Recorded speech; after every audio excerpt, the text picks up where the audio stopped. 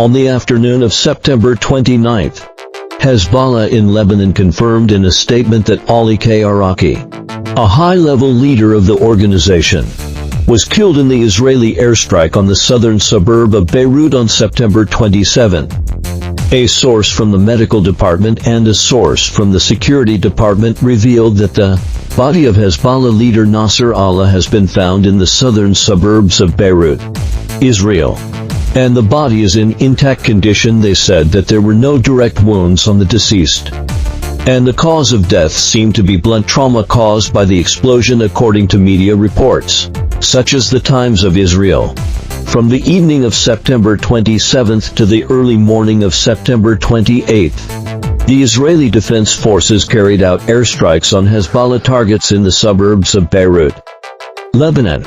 On September 28, both the Israeli army and Hezbollah confirmed that Nasrallah was killed in the attack, considering that Nasrallah's whereabouts have always been strictly confidential. His death means that Hezbollah is facing huge challenges. The degree of Israel's infiltration into the organization and the depth of intelligence work are surprisingly deep. How heavy are Hezbollah's losses? The death of Hezbollah leader Nasrallah is a historical turning point and a necessary step to achieve our set goals. On September 28 local time, after the Israeli army announced the killing of Nasrallah, Israeli Prime Minister Netanyahu issued a statement on September 27. Hezbollah leader Nasrallah was killed in an Israeli airstrike. Ali Karaki, the commander of Hezbollah in the southern region of Lebanon, was also killed. On September 26, Mohammed Hussein Sarar, the commander of Hezbollah's drone force, was killed in an Israeli attack on the southern suburbs of Beirut on September 24. Ibrahim Mohammed Kabisi, the commander of Hezbollah's rocket and missile forces, was killed in an Israeli airstrike on the southern suburbs of Beirut on September 20. Ibrahim Akil, the commander of Hezbollah's elite Radwan force, Ahmad Mahmoud Webai, and many others were killed by the Israeli army, according to the Israeli army. The only surviving Hezbollah commander may be only regional commander Abu Ali Rida. This person's whereabouts are currently unknown. How on earth did Israel obtain the whereabouts of so many senior Hezbollah members and kill them within just a few weeks? Many foreign media have pointed out that since the military conflict with Hezbollah broke out in 2006, Israel has been spending money and increasing investment in intelligence and military resources to prepare for encircling Hezbollah. On the one hand, Israel has deployed more drones and advanced satellites over Lebanon, continuously capturing Hezbollah's strongholds, and by recording the tiny changes in buildings, finding Hezbollah's weapons depots and other facilities. On the other hand, Israel takes advantage of its geographical advantages and sends more undercover commandos deep into Lebanon to carry out sensitive intelligence missions. In addition, the main signal intelligence unit of the Israeli Defense Forces, the 8,200 unit, is also continuously strengthening its cyber warfare capabilities in order to better intercept the mobile phones and other communication signals of Hezbollah members. Now, the Israeli intelligence system has almost infiltrated into Hezbollah's core circle and finally successfully located the position of Hezbollah leader Nasrallah in January 2020. It was exposed that Israel had let Nasrallah go. At that time, the Israeli intelligence department learned that Iranian Islamic Revolutionary Guard Corps Senior General Soleimani would fly to Damascus and drive to Beirut to meet Nasrallah. Reports said that Israel may have shared this intelligence with the United States, which launched a drone attack in Baghdad and killed Soleimani. As this round of the Lebanese-Israeli conflict escalates, based on years of tracking and real-time intelligence, Israel has once again successfully located Nasrallah on September 28, 2024. The Israeli army announced that after Israeli warplanes dropped more than 80 bombs on 4 apartment buildings in Lebanon, Nasrallah was finally killed. Israeli army spokesperson Shosi Hani said that, at that time, Nasrallah and senior Hezbollah commanders were in a meeting. For decades, we have been collecting intelligence and knowing that Nasrallah will one day try to start a war. After obtaining real-time intelligence, we think this is an opportunity, an operational opportunity that allows us to carry out this attack. This is not a threat that has disappeared. Shosi Hani also added, it can be safely assumed that Hezbollah will retaliate. He said that Israel is on high alert for a possible wider conflict. So what are the impacts of the total annihilation of Hezbollah's leadership? On September 28 local time, in a targeted attack by Israel, Lebanese Hezbollah leader Nasrallah was confirmed dead. So far, all the Hezbollah leadership circled by Israel has been totally annihilated. After the Al-Aqsa flood attack on October 7 last year, Israel's battle plan is very clear. That is, not only to destroy Hamas, but also to severely hit Hezbollah and other forces that it believes are supported by Iran. Coupled with the ongoing process of the Gaza war, Israel's willingness and intensity to strike Hezbollah are therefore even higher. Hezbollah is a resistance organization established after Israel invaded Lebanon in 1982. At first, it existed secretly.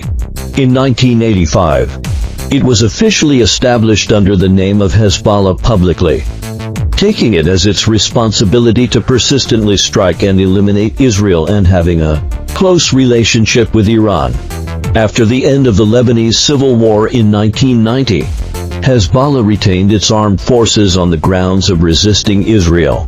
After Israel withdrew from Lebanon in 2000, Israel controlled the south of the country since 1990. Hezbollah has participated in Lebanese politics as a political group and participated in parliamentary elections. It is one of the most influential political forces in the Lebanese parliament and also has a considerable number of cabinet members in the Lebanese government. In terms of military strength, Hezbollah is stronger than Hamas. Moreover, Hezbollah's communication channels with the outside world are far better than those of Hamas, which is tightly sealed by Israel. This makes it more convenient for it to obtain weapons from the outside. In particular, Hezbollah's missile strike capability far exceeds that of Hamas.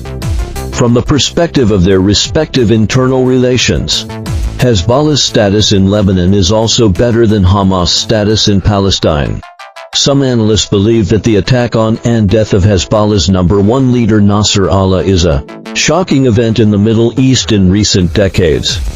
And they are deeply worried about the next political landscape in the Middle East. In fact, similar arguments have appeared more than once in recent years. For example, after General Soleimani, the commander of the Iranian Islamic Revolutionary Guard Corps Quds force, was assassinated by the United States on January 1, 2020.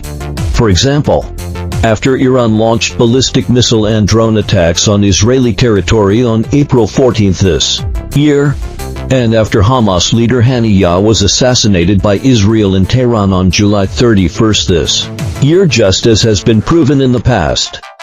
The death of Nasrallah this time may also be difficult to stir up a big wave in the Middle East.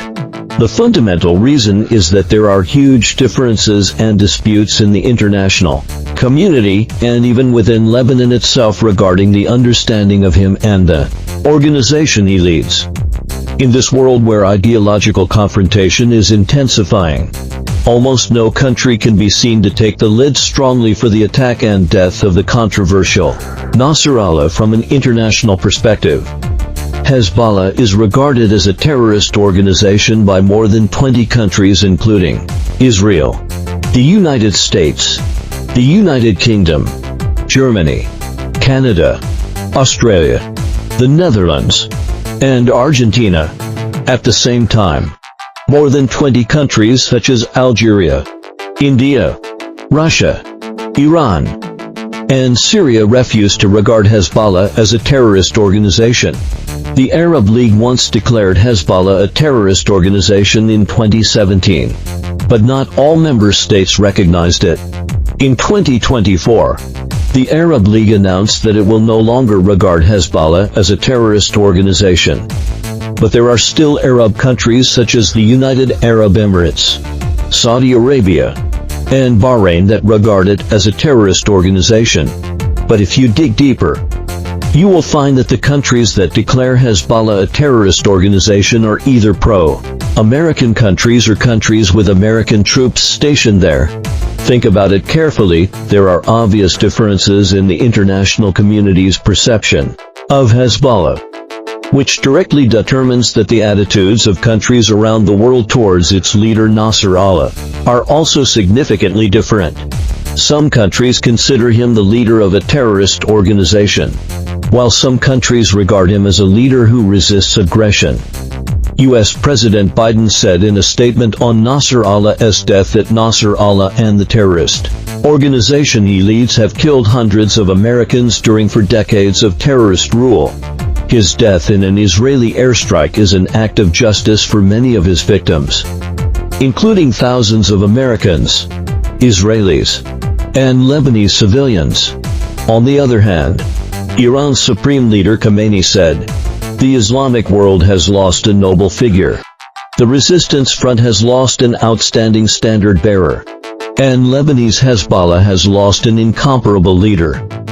From the perspective of the attitudes of the Arab League and Arab countries as regional organizations, even the brotherly Arab world has mixed opinions about Hezbollah. In the case of such different perceptions of Hezbollah in the international community, there is also great controversy in the international community over the assassination of Nasrallah. The leader of Hezbollah, Iran, is regarded as the main supporter of Hezbollah.